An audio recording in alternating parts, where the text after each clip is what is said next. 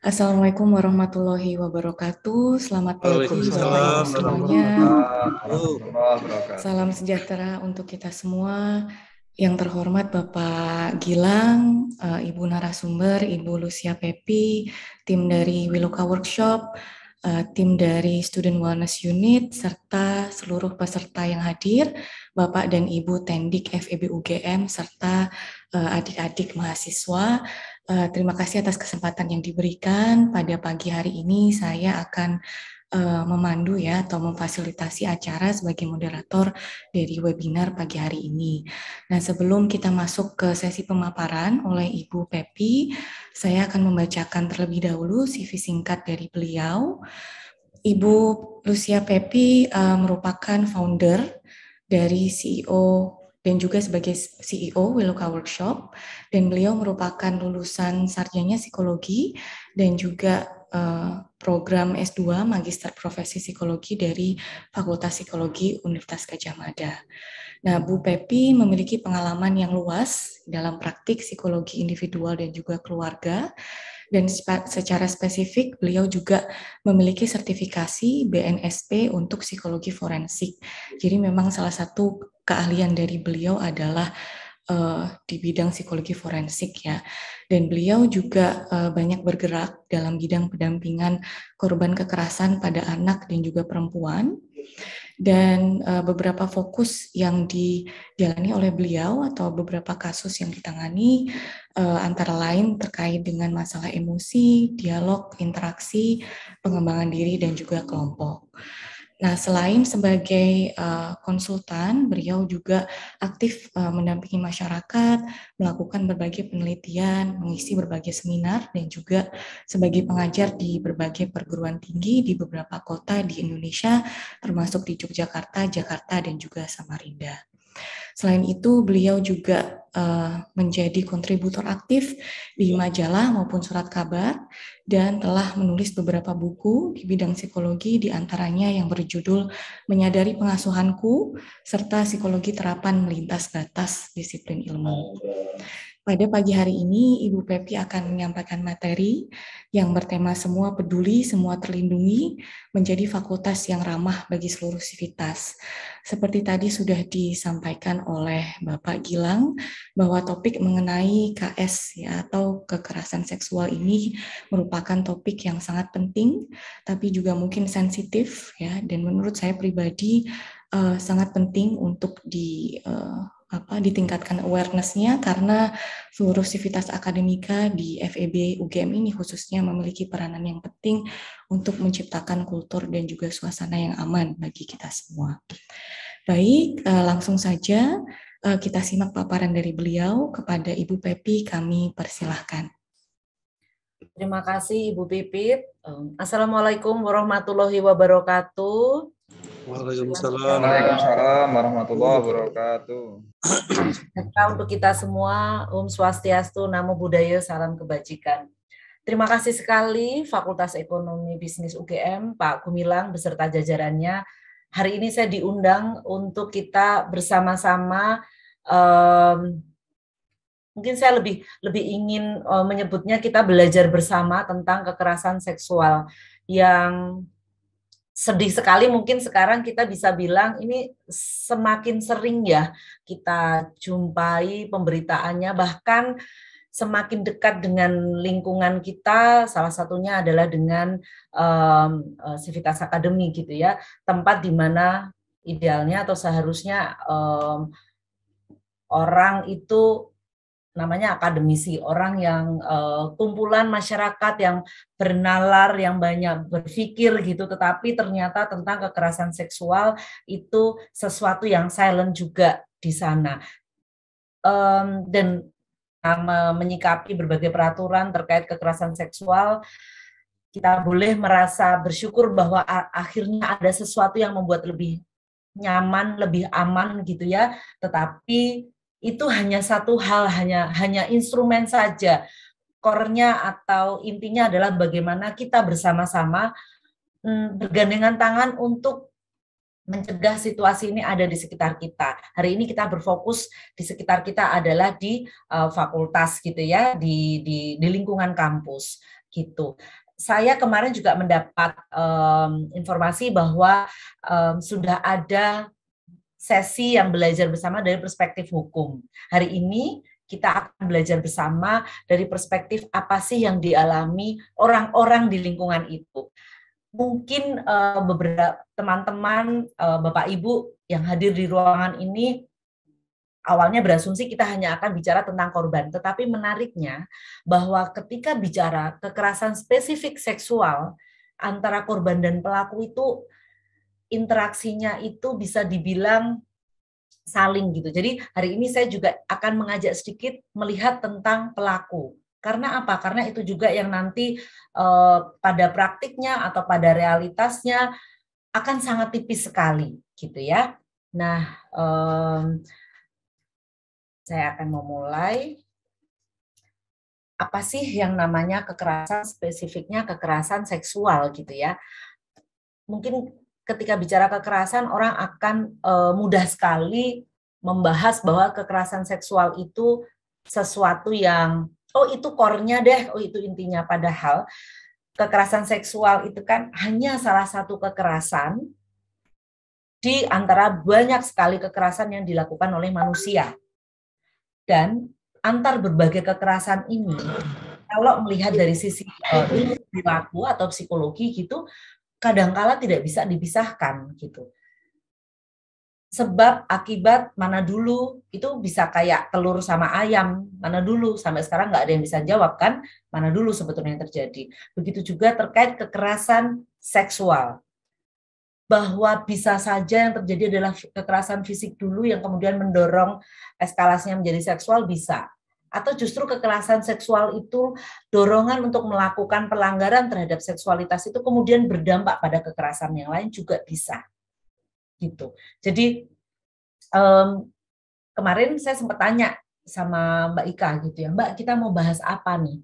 Lebih kekerasan secara umum, karena saya bidang yang saya tahu adalah tentang perilaku manusia gitu ya, atau kita mau spesifik dulu tentang kekerasan seksual? Oh spesifik dulu kekerasan seksual, baik nggak apa-apa. Tetapi mungkin nanti saya akan menyinggung gitu ya bahwa kekerasan seksual ini juga berkaitan dengan berbagai situasi agresivitas dalam diri manusia yang ternyata itu saling bertautan gitu ya.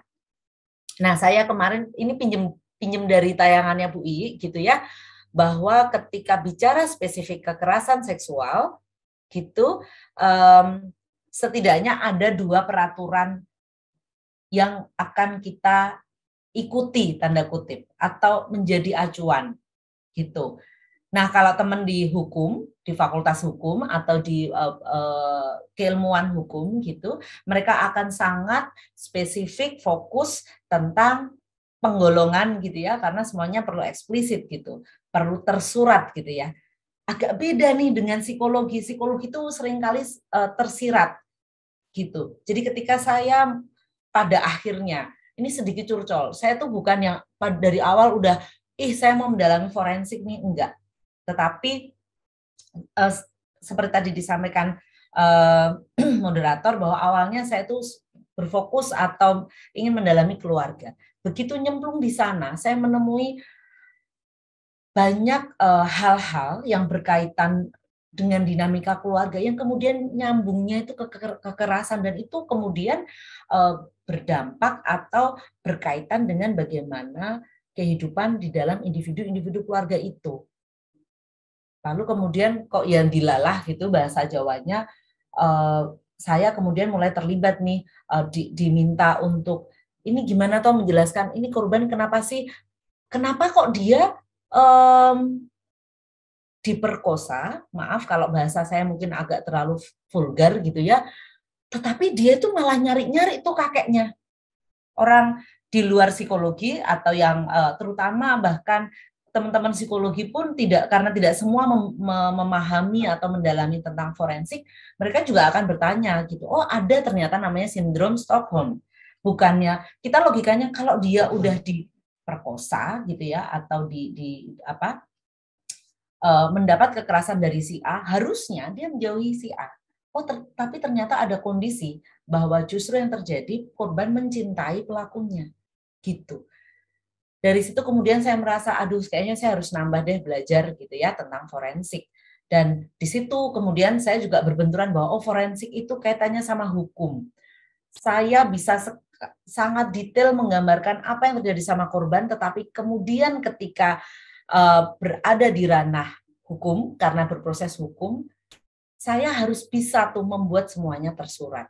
Nah, ini juga sebagai pembuka teman-teman bahwa kasus atau perkara kekerasan seksual seringkali penyelesaiannya tidak bisa seperti apa yang kita angankan. Oh, dia memperkosa, maka harus dihukum yang, kan katanya kalau pemerkosa hukumannya seperti ini, tapi kita lupa ada aspek-aspek yang lain yang mungkin kemarin Bu Iyi sudah menyampaikan gitu. Jadi tantangannya adalah dua hal gitu ya ketika kita bicara kekerasan seksual.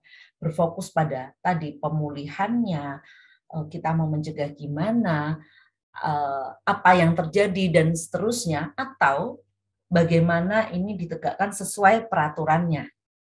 Itu yang dua hal yang kita perlu melihat secara lebih clear, karena kalau kemudian dicampur adukan yang terjadi adalah keterlibatan emosi, debat kusir, dan justru tidak membawa pada persoalan yang jelas. Oke. Nah, kemarin dengan Bu Ye sudah diajak untuk memahami kekerasan seksual secara tanda kutip peraturan perundang-undangnya gitu ya, dan kebijakan-kebijakannya. Saya kemudian akan melanjutkan dengan apa sih sebetulnya kekerasan seksual yang kemudian ini bukan tentang konsep teorinya, tetapi yang rata-rata secara empiris kemudian dialami oleh para korban atau penyintasnya gitu ya, bahwa inti dari kekerasan seksual pada penyintas adalah semua bentuk kekerasan, hal yang tidak nyaman, tidak menyenangkan, yang berkaitan dengan seksualitasnya. Nah, ketika kita bicara ini itu kan jadi sangat luas ya. Bisa jadi di budaya yang lain, sangat biasa gitu ya, bertemu, terus pelukan gitu ya. Tetapi bisa jadi di budaya yang lain, seseorang itu merasa dia dilecehkan karena bentuk pelukannya itu. Salah nggak dia merasa dilecehkan? Nggak salah, karena itu adalah persepsi atau apa yang dia alami. Gitu. Nah, kami yang di psikologi, kami lebih melihat ini bahwa, bisa saja si korban ini merasa dia sudah dilecehkan. Tetapi ketika kita kemudian balik lagi ke peraturannya, bisa saja, nggak termasuk pelecehan tuh. Kan itu bentuk sosialisasi misalnya. Nah, disinilah kemudian kita perlu menjadi lebih mau membuka pikiran gitu ya. Ini kita sedang bergerak dalam hal apa? Kita bergerak dalam merespon situasi ketidaknyamanan seseorang. Belum lagi kalau kita bicara bahwa ternyata si perempuan ini katakanlah, karena sebetulnya objek kekerasan seksual nggak selalu perempuan ya teman-teman. Sekarang trennya tuh banyak laki-laki. Dan semakin menjadi tanda kutip sulit karena stigma. Masa laki-laki gitu aja lapor, gitu aja cengeng. Masa ada sih kekerasan seksual pada laki-laki? Nyatanya ada. Gitu ya. Dan itu banyak di institusi pendidikan. Sedih sekali ya. Nah, kembali lagi. Ketika kemudian si korban, katakanlah contoh ini adalah perempuan, gitu, dia punya riwayat di keluarganya mengalami kekerasan, maka ketika disentuh yang sepertinya biasa saja, bisa saja itu men-trigger memorinya secara luar biasa. Maka dia sudah mengalami kekerasan psikologis juga kan pada peristiwa itu. Gitu. Jadi kalau konteksnya adalah kondisi psikologis, kondisi pengalaman personal seseorang, kita perlu menjadi lebih terbuka. Maka di sini kalau orang psikologi itu semboyan atau jargonnya salah satu kan empati. Empati itu di sini. Gitu aja kok kamu merasa dilecehkan. Nah, kalau kita mau melihat dari perspektif pengalaman hidupnya, ternyata karena dia dulu waktu kecil dia ayahnya meninggal, ada ayah baru dan ternyata ayahnya sangat keras bahkan abusif. Gitu, ya. Jadi saya ingin mengajak teman-teman di sini melihat memang perspektifnya mikro sekali ya jadinya, sangat personal, sangat beda-beda. Tetapi memang itu yang terjadi pada korban dan penyintas. Nah, beberapa hal yang ingin saya ajak untuk teman-teman mungkin bisa melatih untuk bisa lebih terbuka adalah bahwa satu, kekerasan seksual baik tentang korban, baik tentang pelaku, tidak pernah memandang status ekonomi, sosial, pendidikan, tingkat religiusitas, bahkan kepangkatan atau status golongan tertentu ya. Pelaku bisa seorang pejabat, bisa juga pekerja keras di pasar misalnya, gitu. Korban bisa saja dia adalah anak kecil yang lemah, bisa juga dia adalah seorang profesor. Jadi sangat tidak fair kita bilang, masa sih dia itu poluan gitu ya, kok dia mengalami kekerasan seksual? Nggak mungkin. Dia polisi gitu, polisi wanita. Tetapi tentang kekerasan seksual itu bukan tentang labelmu atau statusmu apa. Nah, kekerasan seksual ini riset juga bicara begitu, terutama pada kekerasan seksual anak, dan empirisnya di lapangan juga begitu. Ketika saya diminta oleh APH, entah itu polisi, entah itu jaksa, untuk melakukan pemeriksaan forensik, tidak pernah ada pelaku itu yang nggak dikenal. Atau kalaupun ada itu di bawah 5%. Yang dikenal itu siapa? Rata-rata kalau nggak guru, pengasuh, keluarga. Merinding saya selalu kalau mengingat ini ya. Saya bukan ingin membuat itu paranoid, tetapi bahwa yang perlu kita pahami adalah tentang konteks ini.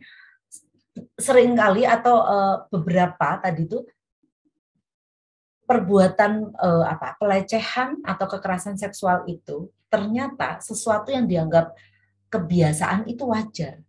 Tetapi ternyata buat korban itu berdampak luar biasa. Nah, disitulah yang kita perlu melihat. Ya tadi sesederhana kita merangkul kayak gini tuh nggak apa-apa mungkin di keluarga kita. Tapi mungkin pada orang lain itu menjadi sesuatu yang, aduh, kok aku udah dipegang orang ya?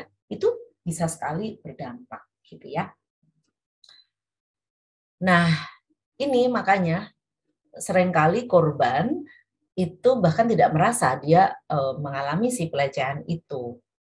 Kemudian karena sudah berlangsung lama, pada satu titik kok terjadi tuh persoalan-persoalan kesehatan mental, kok aku nggak bisa produktif, kok aku mimpi buruk, kok aku ke kantor aja tuh tiba-tiba tangannya bergetar, kok aku sekarang tambah segala macam, kemudian diperiksa ternyata mengalami depresi menengah, gitu levelnya dicek lagi, terkait dengan bahwa dia mengalami perilaku yang dia pun tidak menyadari itu kekerasan seksual gitu ya, tetapi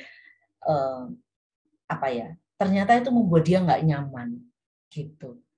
Kenapa dia nggak protes atau nggak berbuat sesuatu? Karena dia nggak menyadari bahwa itu kekerasan. Mungkin dia menganggap ini di lingkungan saya biasa, jadi kayaknya nggak apa-apa. Tetapi sebetulnya dalam hati personalnya dia merasa dia nggak terima atau dia sangat tidak nyaman dengan itu. Tetapi karena tidak diproses, dibiarkan. Nah, maka terjadilah persoalan pada kesehatan mental.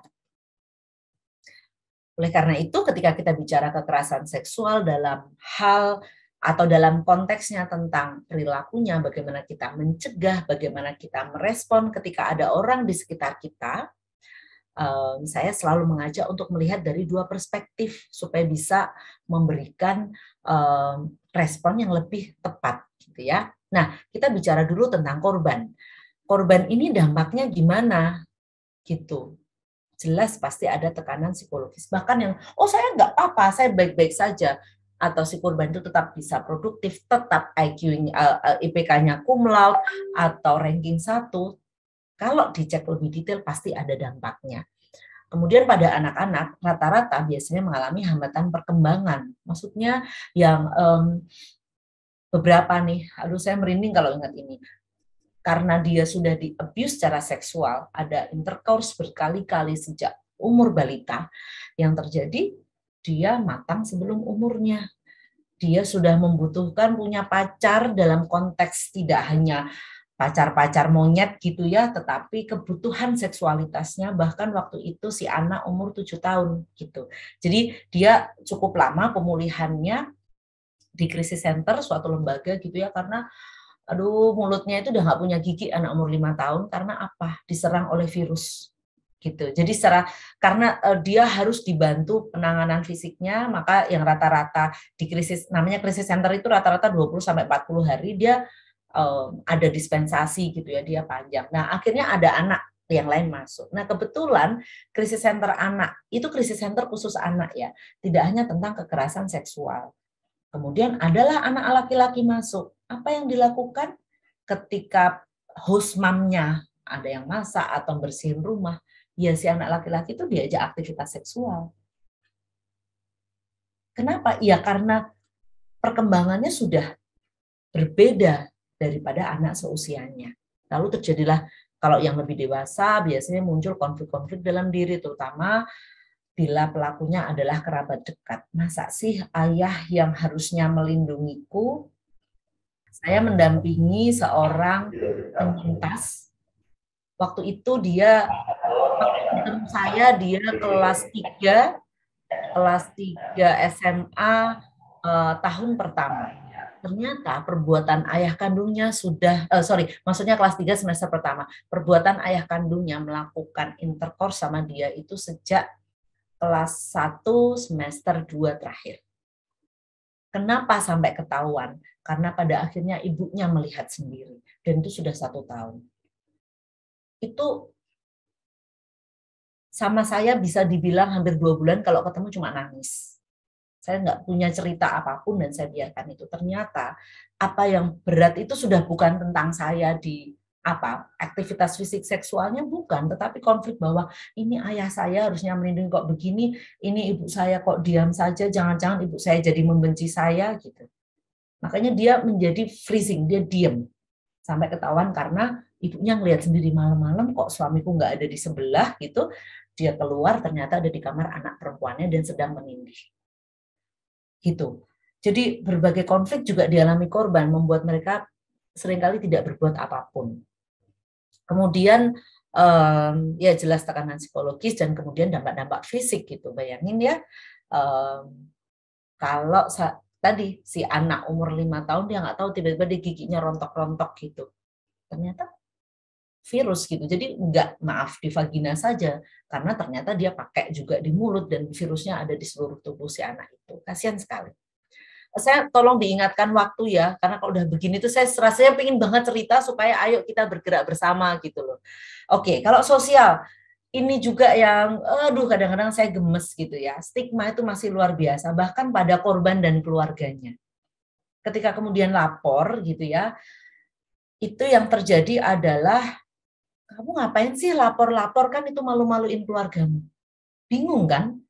Sementara rasanya orang Jawa bilang kan bededek nggak terima gitu ya. Sampai kemarin ada satu peristiwa, satu kasus 4 anak dicabuli gitu ya, yang ketahuan anak korban itu bilang kayaknya lebih banyak deh, tapi yang lain itu orang tuanya memilih untuk tidak melakukan apapun. Nah, si 4 anak yang diproses ini akhirnya mereka mendapat intimidasi. Akhirnya saya menyampaikan penyidik karena ini terkait sama administrasi ya. Anak-anak ini diiniin aja, dihubungkan dengan LPSK supaya mereka merasa kuat untuk menjalani proses karena mereka dikucilkan dari sosialnya. Bayangin ya. Anak-anak ini orang tuanya peduli kepada anaknya. Jadi yang ketika bicara dengan orang tuanya, fokus mereka adalah saya ingin anak kami bisa menjadi punya masa depan lagi. Makanya kenapa orang tuanya lapor hukum, karena mereka ingin melihat orang tuanya itu mendukung mereka. Gitu. Tapi yang terjadi dikucilkan secara sosial. Maka kemudian dihubungkan dengan LPSK supaya mereka bisa mendapat support yang lebih kuat gitu ya. Karena dari sekolahnya aja udah yang mau ujian nggak difasilitasi dan seterusnya. Gitu. Maka sanksinya tuh ternyata juga pada sosial gitu ya, dan ternyata juga sanksi ekonomi. Maksudnya bagaimana? Korban atau penyintas seringkali kan pelakunya itu relasi kuasanya lebih kuat, salah satunya dalam hal ekonomi, misalnya tadi si ayah gitu ya, atau atasannya. Sehingga ketika si penyintas ini bahkan nggak berproses hukum deh, tapi lebih dia mencari upaya pemulihan gitu, terjadi ancaman-ancaman secara ekonomi. Misalnya yang kemarin itu saya diskusi sama teman gitu karena di tempat yang lain dan teman saya mendampingi, sanksinya adalah, atau bukan sanksi ya, ini apa ya, dampaknya adalah si korban yang harusnya dia naik pangkat tidak direkomendasikan karena pelakunya adalah yang punya kuasa untuk tanda tangan gitu.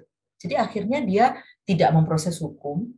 Itu bayangin dia tekanan psikologisnya seperti apa, double gitu, kayak jatuh ketimpa tangga kan, kira-kira gitu. Sampai akhirnya itu tercium oleh dinas yang lain dan kemudian melaporkan ke Dinas Pemberdayaan Perempuan dan mencari coba solusi yang terbaik untuk situasi itu gitu. Karena ketika gini, kalau kasusnya itu di bawah umur itu tidak perlu delik aduan kan, kemarin mestinya Bu Yu sudah menyampaikan. Nah, ketika itu sudah dewasa, sudah di atas 18 tahun, perlu proses pengaduan itu gitu. Nah, ini yang membuat kompleksitas dari kasus-kasus kekerasan seksual. Nah, tadi tentang korban ya, teman-teman. Sekarang kita bicara tentang pelaku. Nah, seringkali kan nggak habis pikir, oh pemuka agama kok bisa melakukan pelecehan, oh seorang ayah kok bisa, atau siapa, oh seorang kakak kok bisa gitu ya. Artinya kok bisa itu kan kita pingin mendapat gambaran gitu, pemahaman apa yang mendorongnya, itulah yang kemudian disebut sebagai motif gitu. Kalau bicara pelaku, kita akan melihat pada motif. Ya, nah seringkali ternyata motifnya satu, terkait sama kondisi kesehatan mental. Mungkin teman-teman sering mendengar dulunya korban, terus sekarang jadi pelaku. Itu memang salah satu apa ya? Kalau dibilang penyebab itu kok kurang pas. Tetapi memang ada kondisi pengantara atau kondisi pendorong bahwa beberapa pelaku itu memang dia mengalami situasi korban. Tetapi tidak berarti semua korban itu akan menjadi pelaku. Ini yang selalu saya tekankan pada keluarga. Karena yang muncul langsung sesudah mereka shock dengan keluarga mereka yang mengalami menjadi korban, terjadi stigma, kemudian kotak berikutnya adalah, aduh ini nanti anak saya jadi pelaku ya Bu. Sependek itu, bayangin situasinya ini belum selesai harus menghadapi gambaran itu. Tidak selalu. Apa yang mengantarai atau bisa menjaga supaya nggak jadi pelaku adalah ketika menjadi korban, itu dibantu diproses. Yang selalu bikin saya sedih dan sering kali marah gitu pada orang tua. Ya saya marah nggak marahin orang tuanya, maksudnya dalam hati sendiri itu karena saya nggak bisa apa-apa ya, paling saya marah muring-muring sendiri gitu. Ketika si anak korban tadi terlihat biasa-biasa aja, orang tua udah sekali bilang, oh udah sembuh kok, nggak usah diapa-apain. Gitu. Padahal justru ternyata nih, setidaknya ya dari pelaku-pelaku yang saya temui, ya pengalaman masa kecil mereka tidak dibantu untuk menjawab atau memproses, akhirnya ketika dewasa ada yang satu ingin balas dendam, ada yang lain adalah ternyata itu berlanjut terus. Dulu misalnya disodomi gitu sama tetangganya, sudah sering kali dia sudah mendapatkan sensasi kesenangan dengan itu, maka itu dilanjutkan. Itu memang nggak kelihatan. Ya anak-anak akan seperti anak-anak pada umumnya gitu. Nah inilah yang saya selalu mendorong, yuk tetap diproses ya, walaupun dia sudah biasa-biasa aja, setidaknya kita cek gitu kesehatan mentalnya. Hal yang lain tentang pelaku yang tidak ada hubungannya dengan korban adalah tentang konteks kebiasaan atau apa yang dia berlangsung pada dirinya gitu, seperti karena memang beberapa pelaku ya yang dari kelas sosial ekonomi agak rendah, yang dimana satu rumah untuk 3 keluarga misalnya, masing-masing keluarga ada 4-5 orang, tidurnya kayak ikan gitu ya, kayak ikan dijemur. Ya ada yang melakukan aktivitas seksual di situ, akhirnya anak-anak kecil itu melihat, akhirnya namanya anak kecil itu sebetulnya mereka tuh lebih, oh itu, oh gitu ya, itu kayak gimana sih, kenapa sih ketawa-ketawa, akhirnya dia mencoba melakukan. Kadang-kadang sesimpel itu si anak-anak yang kemudian berubah menjadi si pelaku. Tetapi karena terus dan tidak diproses, tidak dibantu, ya sudah, akhirnya dia melakukanlah itu. Oh ada perempuan nih, bahkan saya tuh pernah menangani gitu ya, pelaku itu tukang di sebelah rumah. Jadi ada satu komplek, ada satu rumah direnov gitu. Pelaku itu malam-malam dia puter-puter, ada jendela kebuka. Nah kebetulan si ibu di dalam rumah itu sedang menyusui anaknya tertidur. Jadi tubuhnya terlihat gitu. Dia buka, dia masuk dan dia lakukan itu. Sesimpel itu. Kemudian artinya sesimpel itu sespontan itu. Kemudian saya dalami gitu ya, banyak faktor di sana bahwa dia sudah terbiasa sejak kecil dengan nggak cuma tontonan, kita nggak usah bicara pornografi ya, itu tontonan kayak live kan. Terus kemudian dia mengeksplorasi, dia ketika gajian di hari Sabtu 100.000, 50.000 dia sisihkan untuk mencoba, oh begitu toh.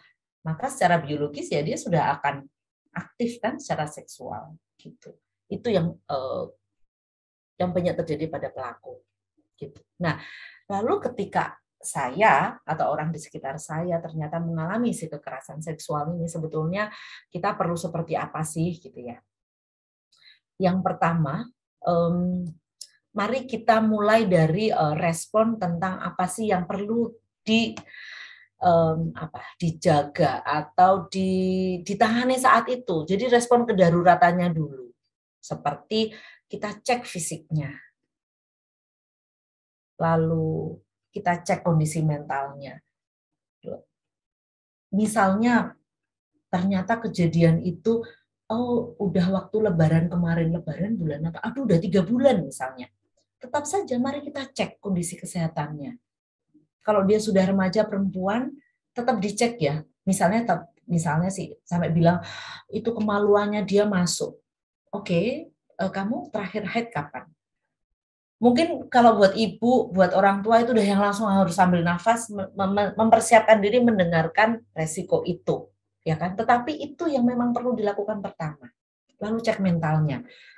Apakah harus langsung ke psikolog gitu? Kalau memang kita bisa cek dari sesuatu yang sangat sehari-hari. Oke, kita coba recall gitu. Seminggu ini dia makannya gimana ya? Dia tidurnya gimana? Dia aktivitasnya gimana? Oh, dia kok sekarang nggak mau lagi tuh les biola, padahal dia tuh selalu menanti setiap hari les biola. Oh, ada perubahan. Oh, kok kemarin aku masak mie goreng kesukaannya disentuh aja enggak? Oh, ada 2 tanda perubahan. Sebaiknya mulai menghubungi profesional kesehatan mental ya. Tetapi ketika misalnya, dia kayaknya baik-baik aja, nah kita agak bisa tuh mulai mengajak dengan dialog dulu sebagai orang tua, sebagai teman. Gitu. Lalu kalau ternyata dia fisiknya baik-baik saja, haid juga oke, gitu ya. Kemudian kita cek dia masih bisa masuk kelas, dia masih ngerjain tugas juga oke. Terus kita cek sama teman kosnya, dia juga tidurnya nggak yang gelisah malam gitu.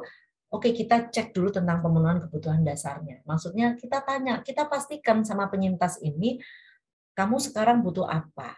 Nah, ini yang kadang-kadang membuat penyintas itu jadi mundur atau sangat justru nggak nyaman untuk mereka berproses memulihkan, karena yang jadi adalah orang di sekitarnya yang tahu bahwa dia menjadi penyintas atau korban, itu sok tahu luar biasa.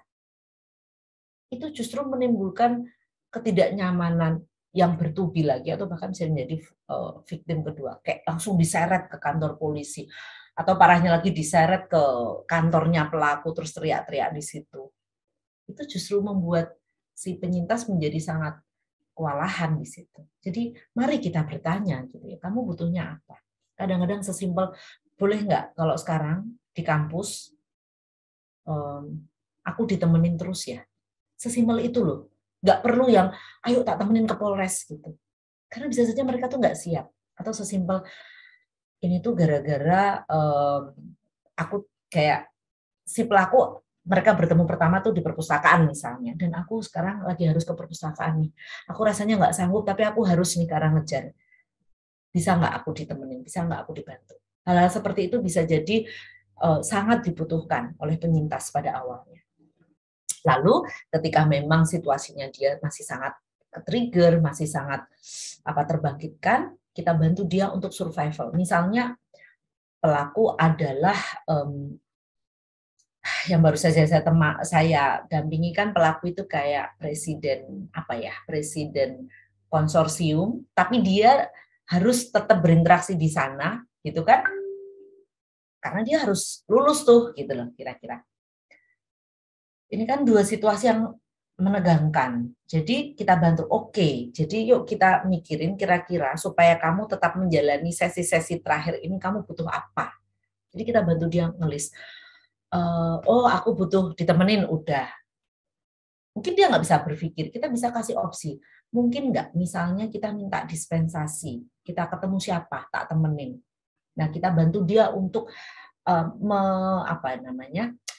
mendata atau membuat daftar supaya dia bisa bertahan dalam situasi yang dia harus lalui sekarang.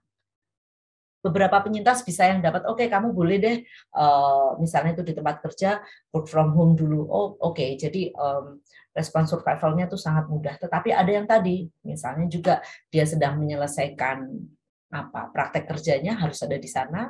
Kalau enggak, maka dia enggak bisa lagi ambil profesi gitu ya.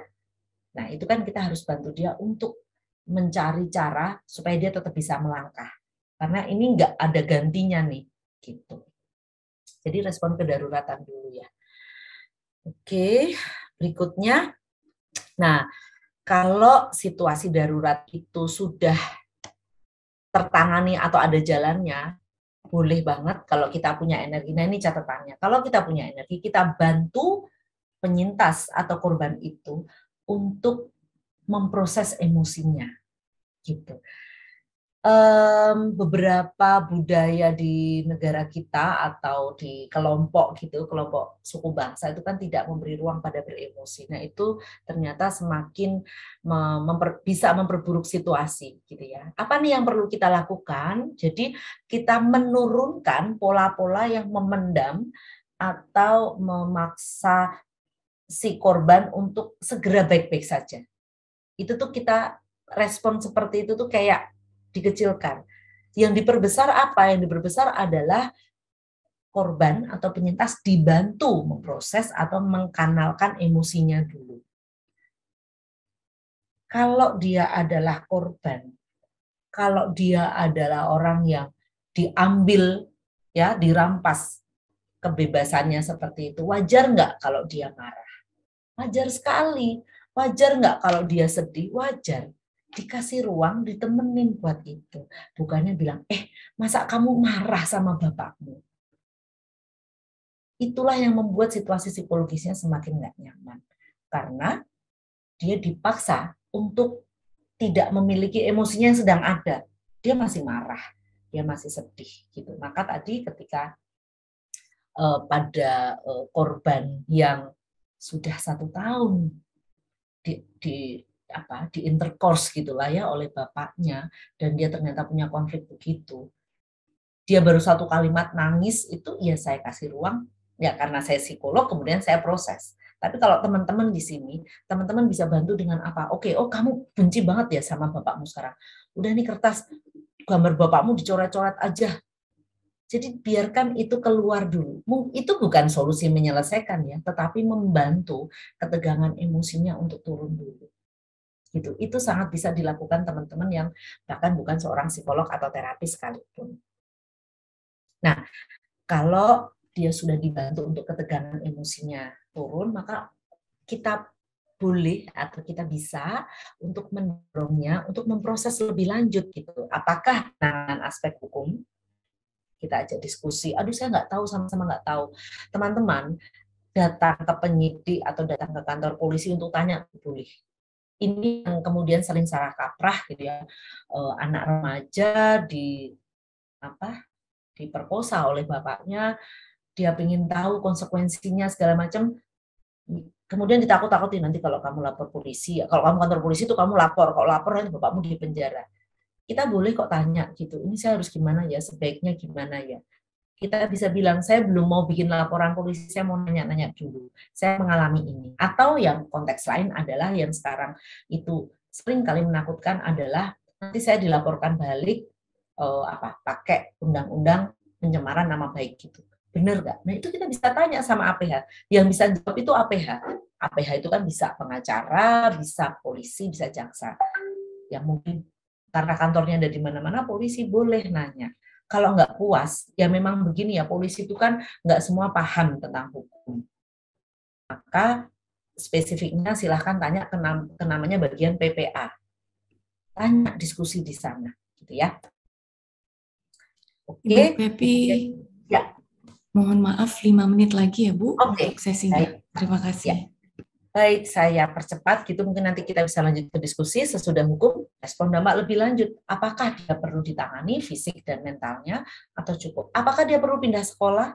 Apakah perlu ada intervensi yang lain? Nah, itu bisa di situ. Lalu pengelolaan orang di sekitarnya, ini penting sekali. Karena para penyintas itu seringkali prosesnya butuh lama. Belum lagi kalau memilih penanganan aspek hukum, itu lama. Jadi, orang-orang di sekitarnya, terutama keluarga, itu perlu disiapkan untuk itu. Kalau enggak, nanti yang terjadi akan berkonflik secara emosi tersendiri. Nah, itu tadi ketika kita individual ya, oh ini ada korban nih, ada penyintas, kita bisa apa. Nah, sekarang saya ingin mengajak teman-teman untuk merespon secara komunitasnya gitu. Tadi saya sudah menggambarkan secara detail gitu, saya mencoba memformulasikan di sini bahwa tentang kasus kekerasan seksual, banyak hal yang terlibat di situ. Tadi situasi emosinya, hubungan pelaku korban, belum lagi konteks hukumnya. Oh, bahwa ini aturan hukum secara umum adalah minimal ada 2 alat bukti. Ketika baru 1, memang penyidik harus cari dulu. Dan itu kemudian mungkin melelahkan. Tetapi kabar baiknya, sekarang kan isu kekerasan itu isu yang memang menjadi fokus. Jadi baik di tingkat kepolisian maupun penyidikan, mereka terus dilatih untuk itu. Jadi pertanyaan-pertanyaan kayak kamu goyang nggak, rata-rata udah nggak ada. Itu kabar baiknya. Ayo kita bantu APH untuk mereka lebih, karena mereka juga bingung. Di bahasanya tuh nggak boleh misalnya ada kata-kata burungnya bapak masuk. Nggak bisa, itu harus eksplisit gitu. Itu teman-teman di hukum itu, penyidik, jaksa itu sering kesulitan, maka yuk kita bantu gitu. Kami yang di psikologi, karena biasanya kalau udah kayak gitu, Bu ini bilangnya ulo terus gitu. Ulo itu tangan atau penis ya Bu ya gitu. Mereka baru tuh panggil-panggil. Nah kalau di Jogja, di Jawa, di Jakarta banyak fakultas psikologi, bisa bayangin nggak di Papua, di NTT. Nah, situasinya begitu, maka mari kita bantu juga. Lalu, faktor yang lain adalah komunitas di sekitarnya, entah itu keluarga, kampus, sekolah gitu ya. Karena memang yang terjadi ketika katakanlah anak itu ketahuan hamil dan ternyata dia diperkosa bapaknya, terjadi apa? Masih banyak yang anak itu dikeluarin. Gitu. Jadi anak itu mending apa? Ya mending pakai baju gombor supaya aku tetap bisa sekolah. Mending aku nggak usah cerita, nanti aku dikeluarin dari sekolah. Artinya pendekatan secara komprehensif itu diperlukan. Oke, tadi ya kalau korban apa yang perlu dilakukan, kalau pelaku apa perlu dilakukan. Nah, memang ya aturan hukumnya, kebijakan atau aturan hukum tentang hukuman pada pelaku kekerasan seksual itu tidak mengubah perilakunya. Maka dari itu ini masih banyak diperjuangkan teman-teman gitu. Kayak kemarin ada PP tentang kebiri kimiawi, itu pun tidak menyelesaikan masalah. Nah, kalau spesifik tentang kampus ya, yang perlu kita bangun adalah satu, membangun kalau memungkinkan adalah aturan di atas kertas atau sistem. Itu adalah respon yang tepat. Gitu. Tadi respon situasinya, pendaruratannya, maupun respon terkait etika dan seterusnya. Gitu. Lalu prevensi, maka kita perlu melakukan edukasi. Ini klise sekali tentang sex education. Masa sih anak mahasiswa itu nggak tahu tuh? Pasti tahu lah, udah ada pelajaran biologi. senyatanya ketika bicara seksualitas kadang logika dan emosi nggak nyambung. Tahu kalau digrepe-grepe itu aku nggak mau, tapi seringkali nggak bisa melakukan apapun, terjadilah itu. Aku tuh nggak mau tapi terjadi. Ini kekerasan bukan ya? Nah, literasi pengetahuan perlu ditambah dengan proses untuk tadi ke arah skillfulnya, apa yang perlu dilakukan. Jangan-jangan kalau aku lapor sama temanku, aku malah digosipin. Akhirnya mereka diam. Itu dinamika yang banyak terjadi, gitu ya. Jadi memang perlu berbagai hal gitu ya. Kita membangun komunitasnya, support group. Saya dengar di FEB sudah ada peer counselor, itu baik sekali karena apapun mahasiswa itu kohortnya kan masih remaja ya. Remaja itu yang paling bisa masuk dan menguatkan memang peer-nya. Nah, sekarang tinggal bagaimana tuh tentang peer-nya, apa yang bisa kita lakukan sama peer-nya.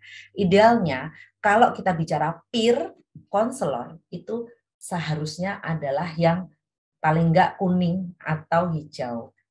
Jangan yang sedang bermasalah gitu. Jadi nanti boleh dicek tentang bagaimana merekrut si peer. Motivasi saja, aku mau jadi pendamping, itu tidak cukup. Karena tentang kekerasan seksual, saya aja sering kalau menangani, saya belajar psikologi pun sudah jadi psikolog gitu ya, itu pulang masih suka menangis-nangis gitu loh. Ya saya perlu memproses, kami punya cara. Nah teman-teman yang peer ini seringkali mereka nggak tahu. Jadi maka peer-nya ini kalau bisa dilanjutin pada sistem mereka punya tanda kutip supervisor atau referral. Karena tentang kekerasan seksual itu seringkali kejutannya banyak. Gitu. Nah, apa nih yang bisa dilakukan? Kalau peer, konsep dasarnya DPA ya, dukungan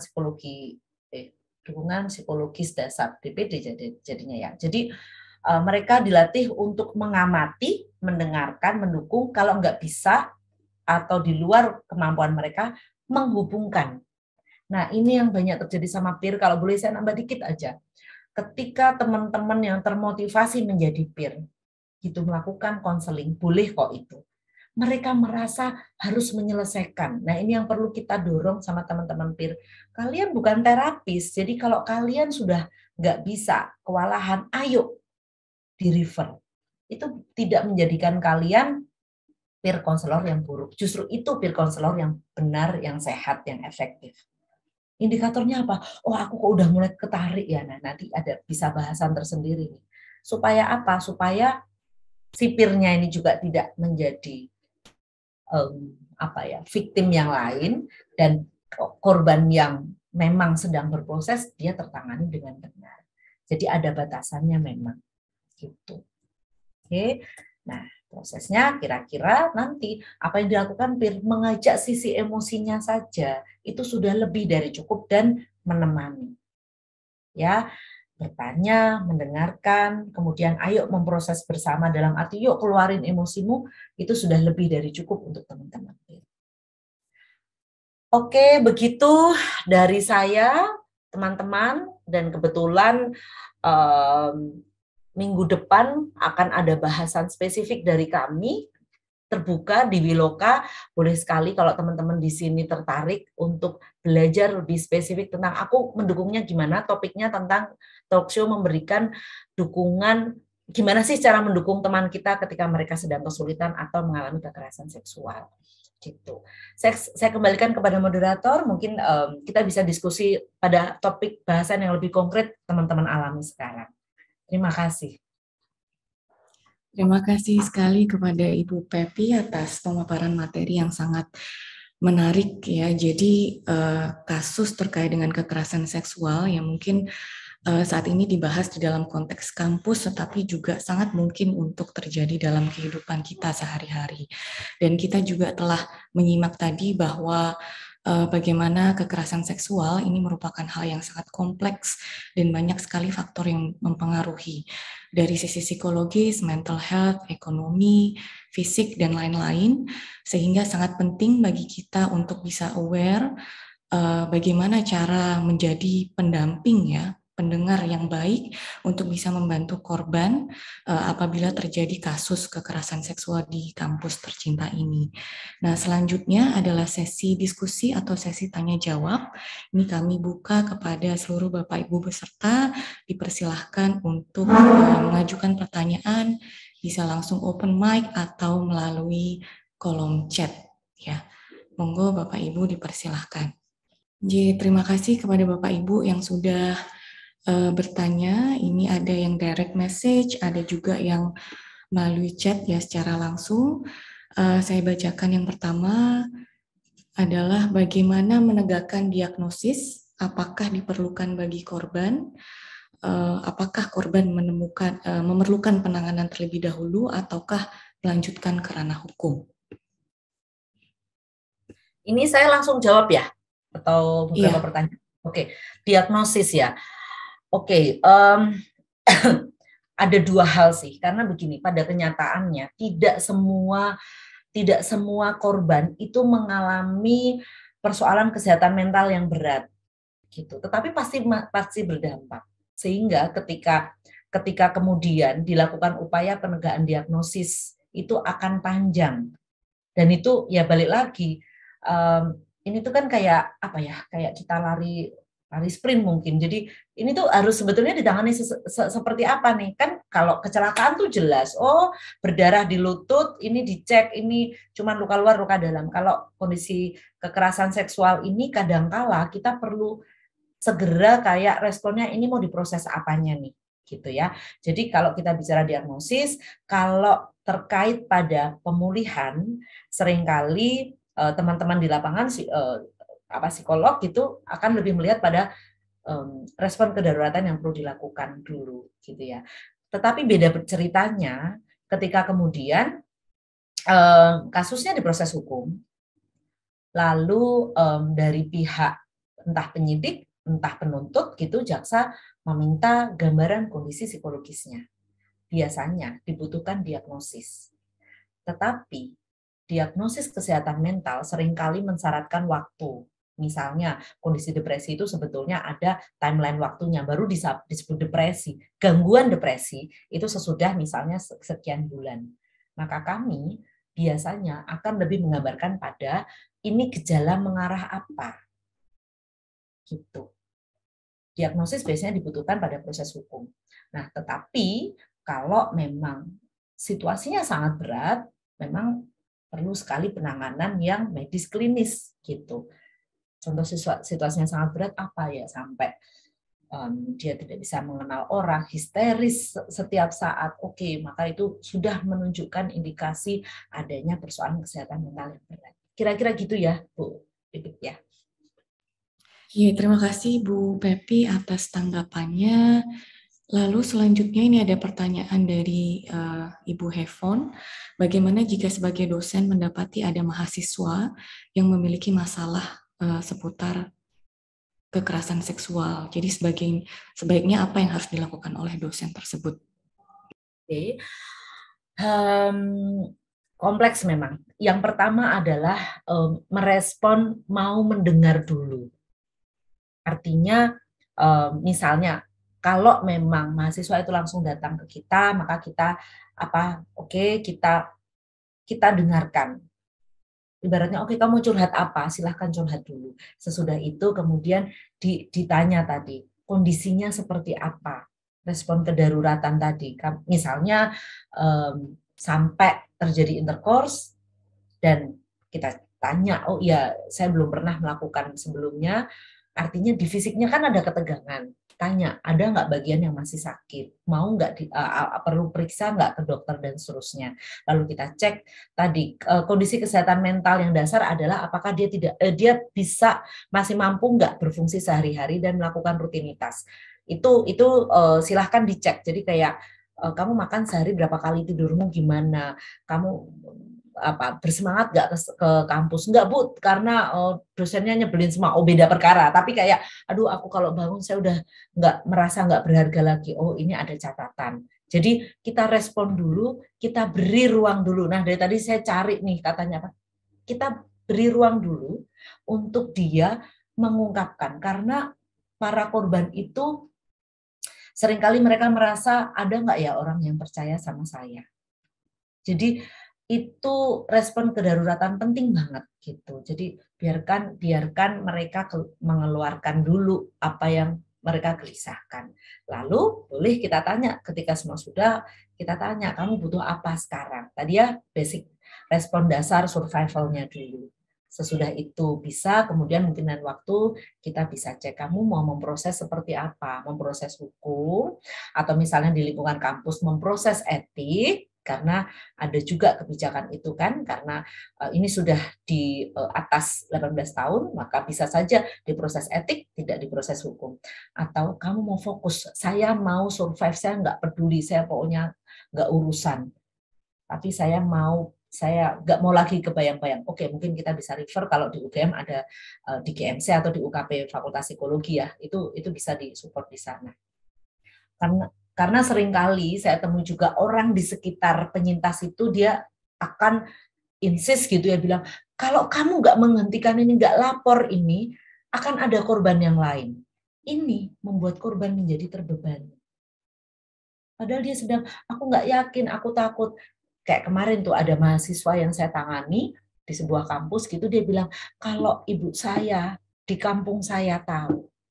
Jadi satu, dia udah punya beban psikologis, dia punya beban dengan orang tuanya, ditambah kamu kalau nggak lapor berarti kamu membiarkan korban-korban yang lain. Ada beban lagi.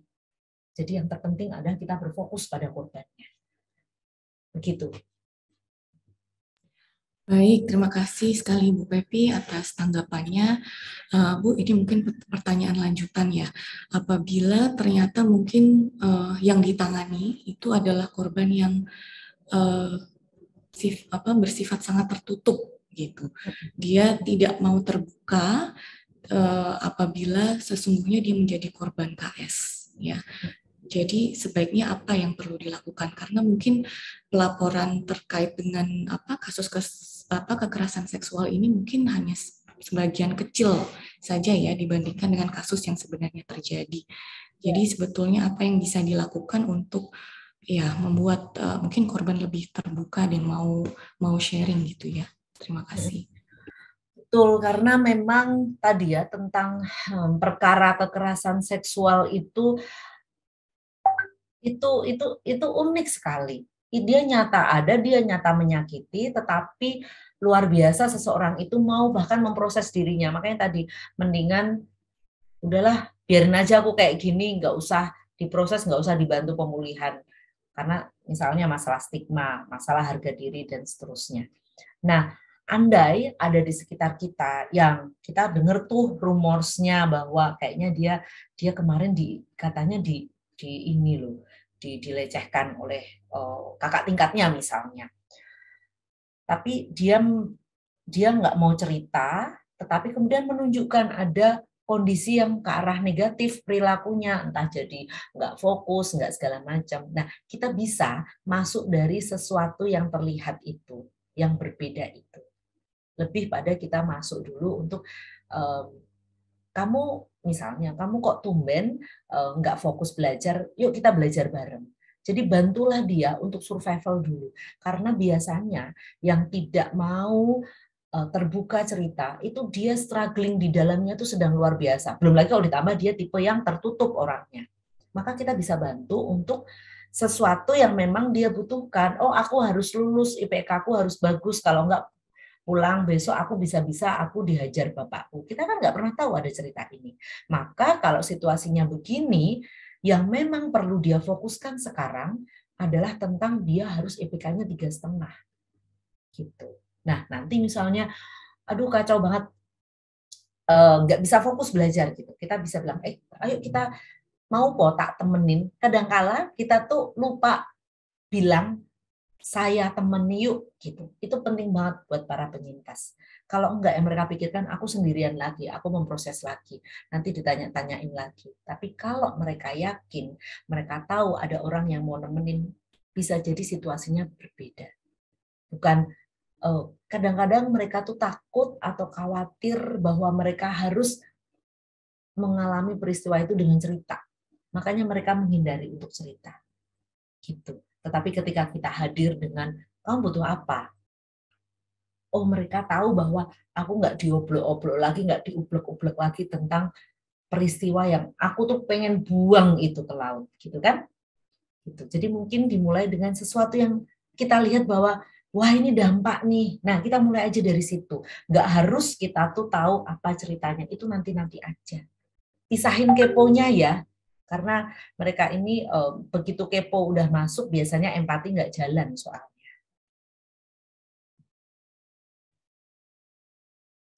Jadi baik, terima kasih sekali Bu Pepi. Jadi sangat penting ya Bu untuk berempati dan juga menimbulkan trust gitu ya, percaya gitu ya terhadap korban. Jadi ini ada pertanyaan selanjutnya juga yang masuk. Apakah yang harus saya lakukan jika menerima laporan ada kasus kekerasan atau pelecehan di masyarakat? Ya, ada dua hal yang bisa kita lakukan. Kalau kita dekat dengan korban, ya kita bisa tadi menawarkan dukungan dasar dulu. Kamu perlu apa? Kamu dibantu apa? Jangan-jangan dia tuh butuh, dia merasa kayaknya banyak luka nih di tubuhku, tapi dia takut ke rumah sakit, maka kita bantu itu. Itu kalau kita deket, ya. Tetapi kalau ternyata kita nggak deket, terus bahkan kita nggak kenal, tetapi dia ada di lingkungan kita bisa ambil peran untuk mengajak orang di sekitar kita untuk bisa bersikap yang lebih konstruktif. Misalnya, kita tahu tuh dia dekatnya sama si A. Maka kita bisa bilang tuh sama si A, si A, saya pernah ikut ini, mungkin kamu bisa bantu korban itu dengan nawarin ABCD. Ya, itu kita proses berjenjang itu bisa bermanfaat. Atau, ternyata terjadi pergunjingan, yuk kita ajak. Ya bukannya, mungkin akan dianggap so heroik ya, tapi kita bisa bilang, gimana kalau kita nggak lagi membicarakan, tapi kita cari cara yuk untuk membantu dia. Mungkin kayak bilang, kamu sok suci, tetapi ya gimana ya, itu yang memang perlu dilakukan gitu. Membantu korban supaya survive dulu, nyaman dulu, baru kemudian diproses lebih lanjut. Jadi kalau itu di masyarakat kita bisa dua itu. Gitu. Kalau kita dekat, kita bisa ajak dia untuk tadi balik lagi ya, menghandle dirinya. Lalu kok ternyata aku mau lapor polisi, perlu ditemenin. Dan ini jangka panjang memang. Karena kadang orang mikirnya, oke, di polisi lama. Karena kadang-kadang tuh proses di polisi sudah dilimpahkan ke kejaksaan, tapi nunggu antrian sidangnya nih panjang sekali. Nah, itu membuat juga penyintas biasanya nggak nyaman. Begitu, Bu. Baik, terima kasih sekali Ibu Pepi. Lanjut ke pertanyaan selanjutnya. Mohon tips bagaimana bersikap asertif jika menerima tindakan kekerasan seksual. Karena terkadang menjadi freeze gitu saat mengalami tindakan tersebut. Gitu, Bu. Oke, memang pasti freeze ya. Apalagi kalau dilakukan oleh orang dekat gitu. Ini konteksnya dia sedang mengalami atau gimana ya? Iya, konteksnya sedang mengalami. Oke. Ini akan mudah untuk diingat ketika ketegangan sudah berjalan ya. Tetapi ketika pasca peristiwa atau sedang mengalami terus kayak aduh aku tuh nggak mau, aku gimana, aku takut, rata-rata sih takut ya muncul, takut melawan, takut dan segala macam gitu. Biasanya memang freeze. Lalu sesudah itu, ini biasanya dinamikanya merasa bersalah, merasa bodoh, merasa nggak berguna, merasa semua negatif-negatif gitu ya. Fasenya begitu. Lalu kemudian berpikir, saya harus gimana? Gitu. Kalau saran saya, pertama kali cari orang yang bisa menjadi badis teman. Karena apalagi kalau perbuatannya itu sampai yang masuk ke nilai-nilai hidup, misalnya kayak petting, intercourse, atau ada kekerasan, mungkin orang menganggapnya hanya dipegang-pegang, tetapi oleh seseorang yang punya power gitu, itu kita butuh suntikan energi atau butuh kekuatan. Maka pertama itu cari orang yang memang bisa nemenin kita gitu, pegangannya kita. Mungkin dia tidak yang tahu solusinya, nggak apa-apa, tapi request ke dia untuk aku mau memproses ini, aku ditemenin ya, cari temen bener-bener yang nemenin dulu gitu. Lalu sesudah itu kita bisa melihat lagi sekarang aku apa yang lebih mendesak. Apakah misalnya, tadi ya ada situasi ini udah mau ujian, aku kemarin UTS nggak terlalu baik, maka aku harus fokus ke sana, maka kita memproses bagaimana kita bisa fokus ujian dulu, itu nggak apa-apa. Tapi kalau dalam diri kita itu kayak aku nggak terima, aku harus memproses ini, maka mencari bantuan untuk advokasinya. Kalau di UGM sekarang sudah ada ya, saya nggak tahu kalau misalnya kayak tadi di masyarakat bisa kayak mengakses lembaga-lembaga yang mendukung untuk bisa tahu langkah yang lebih tepat seperti apa. Karena lagi-lagi kalau ternyata sesudah kita berkonsul ke sana kemari, kita pingin untuk memproses hukum karena pokoknya nggak terima dan dia harus bertanggung jawab dan nggak boleh ada korban lagi, kan ada juga korban yang ke arah sana, maka memang kayak butuh visum, kayak butuh pemeriksaan yang lain yang itu benar-benar berkejar-kejaran sama waktu. Gitu. Jadi balik lagi kalau kita yang mengalami, tenangkan diri dulu, ambil jeda dulu, biarkan kayak marah, merasa putus asa, merasa benci, freezing, itu wajar. 1-2 jam bahkan sehari itu wajar. Sesudah itu cari kekuatan untuk kemudian melihat aku mau bergerak mana dulu yang mau aku selesaikan. Nah, sekali lagi kalau seringkali kan karena kita sangat mengalami tekanan mental luar biasa, kita nggak bisa mikir ya.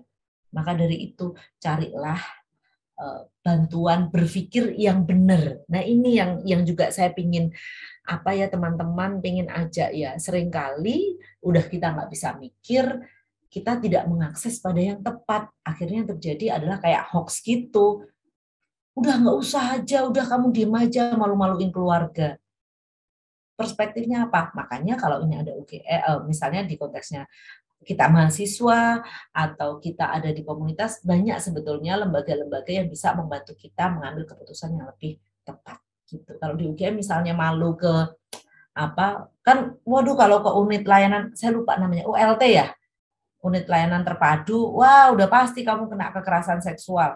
Takut stigma itu, bisa loh ke GMC. Jadi sebetulnya, atau ke puskesmas. Protokol dokter umum itu ada tentang kekerasan seksual. Mereka lebih tahu jejaringnya ada. Jadi sebetulnya sih pemerintah udah bikin sistem yang lumayan bagus, ada namanya P2, TP2A, bisa juga di sana. Cuman kan kita kadang nggak tahu. Yang paling diingat apa? Puskesmas bisa, Polsek bisa, atau kalau di UGM GMC aja ketemu dokter umum atau di sana ada psikolog. Cuman kan kalau nggak salah psikolog kan by appointment ya. Maka mungkin ke dokter umum. Aduh kenapa gitu? Malu kan laporan di depan, bilang aja saya sulit tidur atau saya badannya nggak nyaman. Barulah cerita di situ. Sependek pengetahuan saya, walaupun belum se-high tech di luar, kalau kita lihat film-film di luar kan ada rape kit, kayaknya di Indonesia tuh belum ada. Tapi akan tahu kok dokter umum.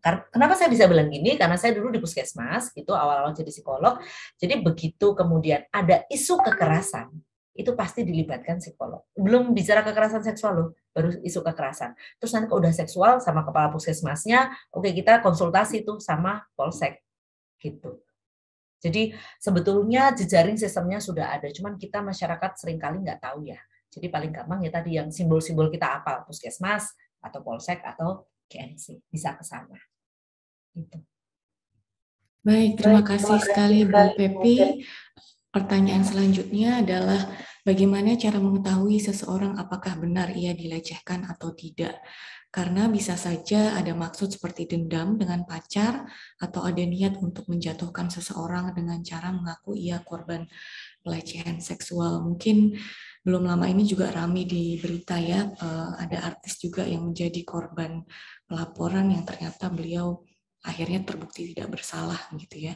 Menarik ini. Monggo Ibu Pepi ya. Nah itu ya, tadi makanya kalau teman-teman lihat di awal, tentang konteks pelecehan atau kekerasan seksual deh. Kita mau lihat frame-nya yang mana. Apakah frame-nya kita bicara adalah fakta konteks hukum atau fakta tentang pengalaman personal seseorang. Kalau kita bicara pengalaman personal seseorang, kekerasan seksual ini akan sangat mungkin bisa berhubungan dengan norma pribadinya. Yang itu di norma pribadi orang lain itu bisa beda. Tapi kalau kita bicaranya adalah konteks norma sosial, norma hukum, maka kita pakai norma itu. Oh, yang disebut kekerasan seksual adalah segala bentuk tindakan pada aktivitas seksualitas. Itu bisa apa aja, misalnya definisinya undang-undang seperti itu. Maka tadi, apakah dia dilecehkan, apakah tidak, indikatornya adalah si aturan hukum itu. Gitu ya. Tetapi ketika kemudian konteksnya adalah pengalaman kekerasan, saya bicara psikologis karena saya bicara itu ilmu yang saya tahu dan itu tentang pengalaman medan fenomenal personal seseorang. Bisa saja ketika gini deh, paling sederhana. Ini kita lagi di pasar gitu ya. Namanya pasar tuh nggak ada yang kosong kecuali pasarnya pasar tidur gitu ya. Terus kemudian kita sedang mau beli brambang gitu ya, ada laki-laki di belakang kita, tangannya begini, ini mohon maaf, misalnya ini pantatnya kita, tangannya dia jalan tangannya begini, kenanya tuh begini. Sangat mungkin dia merasa bahwa saya menyenggol aja, tapi saya merasa saya dilecehkan. Gitu. Ya kan? Betapa ini sangat personal. Nah, kalau kita bicara kemudian tentang ini salah apa enggak, artinya konteksnya hukum. Nah, ini bisa dibuktikan enggak?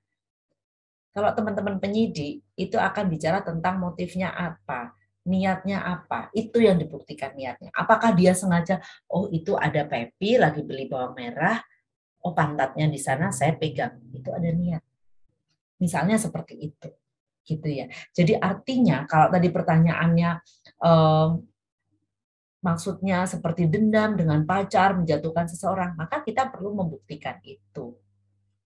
Jadi ini juga yang selalu kita lelah ya, antara yang, oh ini padahal si korban itu benar-benar merasa, wah aku nggak nyaman dan aku malu dipegang pantatnya di muka umum. Ya dia korban. Tetapi apakah kemudian tindakannya ini merupakan tindakan yang ada unsur perkara hukum, itu beda lagi. Apalagi kalau kita bicara dia punya motif balas dendam nggak ya, dia mau motif menjatuhkan nggak ya, oh itu berarti lebih kompleks lagi gitu. Gini deh, bahkan ya kalau saya mau bicara ekstrim gitu, pekerja seks itu dia juga punya konsensualnya. Jadi bisa saja pekerja seks itu diperkosa. Gimana mungkin pekerja seks kan memang dia menjajakan dirinya. Itu yang terjadi di kesepakatan umum gitu ya. Tetapi ketika dia dalam jamnya dia istirahat, terus ada orang datang, menyeret dia, memaksa dia berhubungan seksual, itu perkosaan. Itu yang saya agak merinding di sini karena di sini benar-benar kadang tuh korban-korban yang secara norma sosial seakan-akan mereka tidak diizinkan menjadi korban tentang kekerasan seksual ini, gitu ya. Itu sih. Jadi kemana-mana ya karena ini begitu kompleks. Jadi poinnya adalah bahwa kita perlu memisahkan. Kayak ini tadi pertanyaannya, ini beneran dia korban atau dia dendam ya? Nah, kita mau lihat perspektif mananya. Kalau korban, bahwa dia mengalami kekerasan itu, bisa saja memang dia korban, tetapi bahwa ternyata proses dia tentang korban itu adalah terkait sama dia memang pingin balas dendam, ada unsur di sana, bisa saja begitu juga. Gitu. Ya, terima kasih sekali Bu Pepi atas penjelasannya. Lalu ada pertanyaan lagi yang masuk melalui direct message. Perlindungan seperti apa yang harus kita berikan kepada korban dan bagaimana menjamin keamanan ya, atau security dan juga well-being dari korban tersebut? Kalau kita bicara kita berada di sebuah komunitas gitu ya, maka yang perlindungan yang perlu kita berikan adalah bahwa dia merasa dia aman dengan pengalamannya itu. Itu dulu saya merasa itu paling dasar deh. Maksudnya gimana? Kadang kayak respon-respon stigma, kayak termasuk kayak masa sih, itu tuh respon-respon yang membuat dia tidak aman di dalam rumahnya sendiri. Jadi perlindungannya apa? Yang dasar sekali adalah bagaimana para korban, para penyintas ini mempunyai ruang untuk dia memproses dirinya pasca kejadian. Contohnya apa? Ya paling misalnya terlihat di perusahaan adalah dia dikasih kayak cuti dulu di luar cuti tahunan. Itu respon yang terlihat. Tetapi yang lebih mendasar sebetulnya kita bisa memberi respon seperti biasa. Kita bisa memberi ruang bahwa dia oke, saya memilih untuk saya mau berfokus ke isu mental health aja, saya nggak lapor. Itu kita hargai. Sesimpel itu sangat dibutuhkan sebetulnya. Karena kadang kita yang, aduh ini nggak benar, kamu tuh harus lapor. Kita memaksa. Itu justru menjadi respon yang sepertinya buat kita, norma kita atau pendapat kita saat itu benar, tetapi pada korban yang sedang berjuang, itu justru membuat dia merasa dia tidak didukung. Gitu. Jadi yang pertama, pastikan kita menjadi lingkungan yang nyaman dan aman buat dia. Dia mau cerita, kita dengarkan, lalu kita juga nggak kepo dan kita tidak memberi stigma. Itu dasar sekali, penting sekali untuk melakukan itu bagi ketika di lingkungan kita ada penyintas atau korban. Terima kasih Bu Pepi. Jadi balik lagi ke rasa aman ya, dan juga trust itu yang menjadi sangat penting. Baik, ada pertanyaan selanjutnya yang masuk. Keterampilan dasar konseling apa yang harus dimiliki oleh peer atau siapapun untuk mendengarkan penyintas bercerita kejadian yang dialami? Oke, teman-teman bisa mengakses banyak sekali namanya psychological first aid atau dukungan psikologis dasar gitu ya. Karena kalau PFA itu banyak dipakai oleh teman-teman yang bergerak di kebencanaan. Kalau kita mau melihat kejadian kekerasan seksual itu kan bencana personal ya, maka kita bisa mengalihkan itu kalau nggak sempat ikut apalah pelatihan segala macam. Rumus dasarnya 3 tadi, look, listen, dan kemudian menghubungkan, connect gitu ya. Jadi kita mengamati apa sih yang dia butuhkan, kebutuhan rasa aman seperti apa, kemudian kita mendengarkan, lalu tadi kalau dia cerita kita dengarkan, dan ini kalau dari saya, kita perlu tanya. Ketika dia cerita, kita nanya, oke, kamu butuh apa? Kamu butuh nggak pendapatku? Bisa jadi mereka nggak butuh pendapat apapun, tetapi kita merasa, aduh, aku harus kasih kata-kata apa ya, nasihat apa ya? Kita sering sibuk sama diri kita sendiri, bukan tentang korban yang sedang ada sama kita. Kita boleh nanya, oke, kamu butuh pendapatku atau kamu butuh apa? Itu justru sangat powerful untuk mereka, karena artinya kita mau memahami dia gitu. Nah, kemudian ketika dia bilang bahwa aduh aku pengen banget curhat dan dibantu untuk diterapi. Aku peer counselor tapi aku nggak mampu menerapi.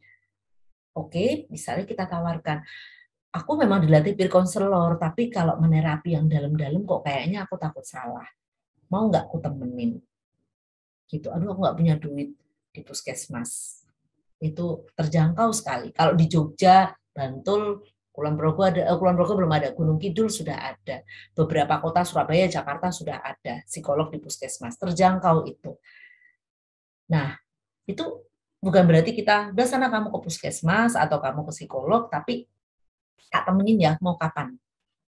Nah, itu yang dasar sekali kita sebagai peer atau peer counselor itu bisa lakukan. Nah, kok ternyata saya tuh dulu juga ikut pelatihan peer counselor, diajarin konseling, boleh sekali. Indikatornya adalah ketika saya merasa udah nggak sanggup, udah kewalahan, bahkan saya ketarik ikut nangis, terus ikut mengumpat-umpat, itu tanda bahwa kita sudah tidak mampu berempati.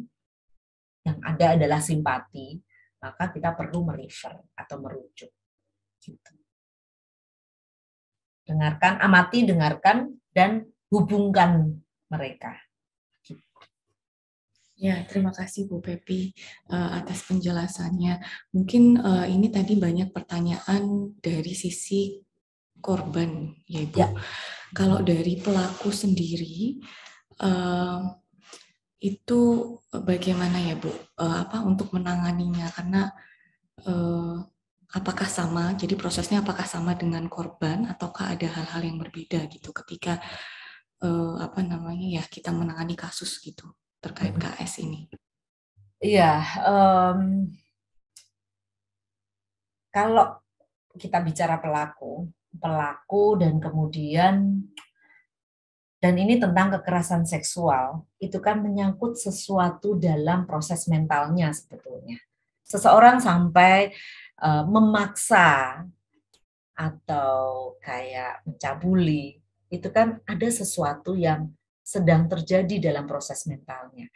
Maka yang dibutuhkan sebetulnya adalah dampingan untuk dia bisa mengubah perilaku seksualitasnya itu. Hanya saja seringkali ketika kejadian kekerasan seksual itu benar-benar membuat marah, spirit utamanya adalah menghukum. Saya juga sangat bisa memahami gitu ya, apalagi kemarin yang baru-baru aja terjadi, yang di Jawa Barat itu sampai hamil, itu pasti kita marah, dominasi marah, dan dia harus dihukum, itu iya. Tetapi jangan lupa bahwa kalau gini, kita perlu cek apakah ini sudah menjadi patologis pada dirinya, jadi dia mengalami gangguan mental terkait seksualitas, atau masih pada bentuk-bentuk persoalan pada perilakunya. Ini yang perlu diubah juga. Nah, apalagi kalau bicara ternyata pelakunya adalah remaja, entah anak SMP, SMA, atau mahasiswa. Artinya dia masih punya perjalanan panjang. Maka yang perlu dilakukan adalah membantu dia mengubah respon-respon seksualitasnya itu. Gitu. Jadi saya sih personally lebih setuju kayak mandatory terapi. Itu di sistem hukum kita belum ada soalnya. Karena kalau masuk di ya betul dia harus dihukum. Saya juga marah kemarin maksudnya marah secara personal begitu korban 3 tahun itu anak kandungnya sendiri, bapaknya masih muda. Umurnya 35, 37. Hukumannya 15 tahun. Berarti dia ketika keluar katakanlah remisi gitu segala macam 10 tahun deh total, berarti 47. Artinya dia masih sangat produktif di masyarakat.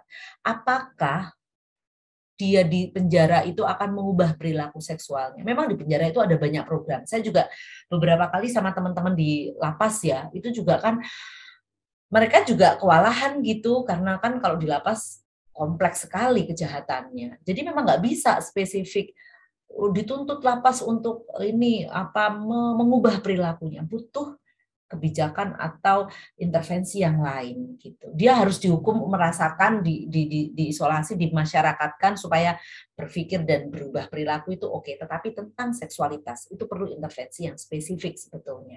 Jadi kalau kembali lagi ke kampus, andai ada laporan yang tidak berproses hukum tapi diproses secara etik, kalau boleh saya titip ya, didorong untuk proses perubahan perilakunya. Karena apalagi kalau masih mahasiswa pelakunya ataupun misalnya sivitas akademik yang lain, perjalanannya itu masih panjang.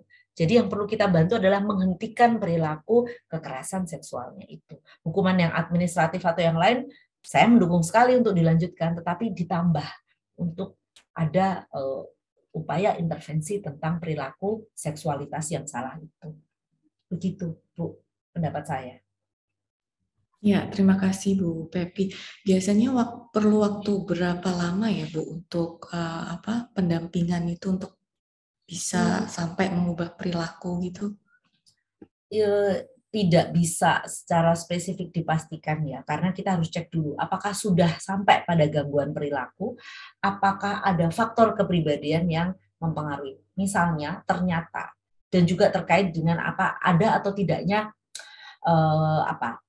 saya lupa istilahnya, tapi semacam peristiwa-peristiwa traumatis pada diri seseorang. Semakin 3 komponen ini ada, itu membutuhkan semakin kompleks. Kadang-kadang memang bahkan sampai butuh kolaborasi antara psikiatri dan psikolog karena ada butuh sistem di tubuh ini yang juga diintervensi gitu. Tetapi kalau dia lebih yang ringan, mild gitu tuh, yang karena ikut-ikut, karena nonton porno, tapi belum sampai kecanduan gitu, biasanya akan lebih mudah ya, kayak berapa ya, 4-5 sesi gitu, terus nanti monitoring berkala sudah cukup. Tetapi kalau kompleks, dia dulu korban, di KDRT pula, dia secara ekonomi lemah, jadi dia ingin membuktikan sesuatu, itu dan kemudian dia anak yang cerdas, itu lebih menantang sekali. Gitu. Baik, terima kasih sekali Bu Pepi. Ini ada pertanyaan lagi yang masuk. Apakah mensiuli lawan jenis itu termasuk pelecehan seksual? Jadi mungkin perlu penjelasan terkait dengan apa yang masuk ke pelecehan dan tidak ya Bu Yanji. Iya, ini kayaknya kemarin sudah dibahas gitu ya oleh Bu I ya. Jadi kalau kita bicara itu terminologinya hukum ya, saya sambil cek nih, takut salah juga. Kayaknya itu sudah akan termasuk tuh filtering gitu aja, itu juga sudah akan termasuk. Nah, kalau kemudian bicara, lalu proses hukumnya gimana? Balik lagi, berarti kita harus kembali pada aturan hukum. Bisa nggak dibuktikan? Oh, ada CCTV yang merekam dengan jelas. Oh, terbukti. Bisa. Cuman tentu ketika derajat kekerasan seksualnya itu lebih rendah, lebih mild gitu, lebih ringan, maka hukumannya juga ringan. Bisa aja cuma wajib lapor, bisa aja bahkan diproses di luar sistem hukum gitu. Jadi artinya segala bentuk, bahkan kan kayak kita pada undang-undang sekarang namanya apa sih, kalau terakhir yang isunya kan PKS ya, tapi kayaknya udah diubah ya, undang-undang tentang kekerasan seksual itu, bahkan proses di internet yang atau proses di ruang digital yang kita menanyakan saja itu sudah masuk sebetulnya. Nah, hanya kalau langsung jumping, lalu dihukumnya gimana? Nah, itu kan kita konteksnya beda lagi. Pembuktiannya bisa nggak dibuktikan, ada nggak alat buktinya, dan seterusnya.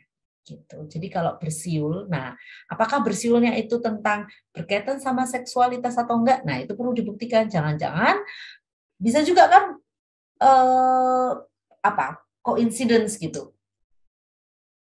Sedang di sini, kemudian pas banget dia ingin bersiul untuk menyanyi, ada perempuan yang sedang lewat. Ini harus dibuktikan, ini ada unsur pelecehannya enggak? Kata kuncinya di situ. Gitu. Tapi bahwa kemudian si perempuannya merasa dilecehkan secara psikologis itu bisa. Jadi kita perlu melihat kacamatanya beda ya.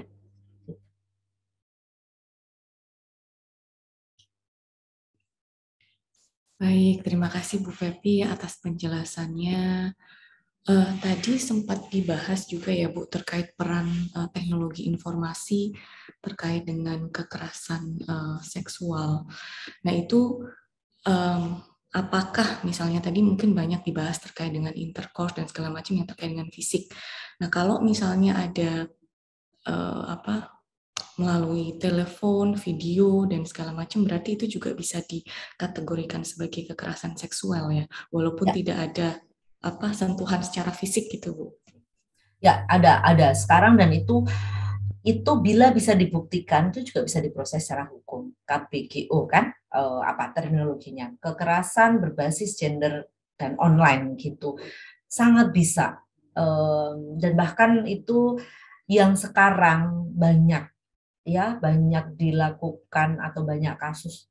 Kalau di yang saya tangani belum pernah, tetapi kayaknya di negara-negara yang lebih maju itu kan anak-anak, jadi menyerangnya ke anak-anak kan berbasis online. Pedofil sekarang bergeraknya di sana lebih banyak gitu. Jadi itu bisa sekali. Dan kemudian teman-teman dari IT pun juga mereka bisa ada cara kan untuk membuktikannya gitu. Apakah ini editing, kan biasanya gitu, ini cuma editing, ini nggak bermaksud gitu, atau di delete. Jangan lupa teknologi maju, jejak digital juga ada, jadi ya bisa sih diproses, selama ini juga bisa. Baik, terima kasih sekali Bu Pepi. Monggo Pak Hari Wibowo. Matur nuwun, mohon maaf saya off video soalnya sedang ada pelatihan juga. Mau bertanya ke Bu Pepi, ini kan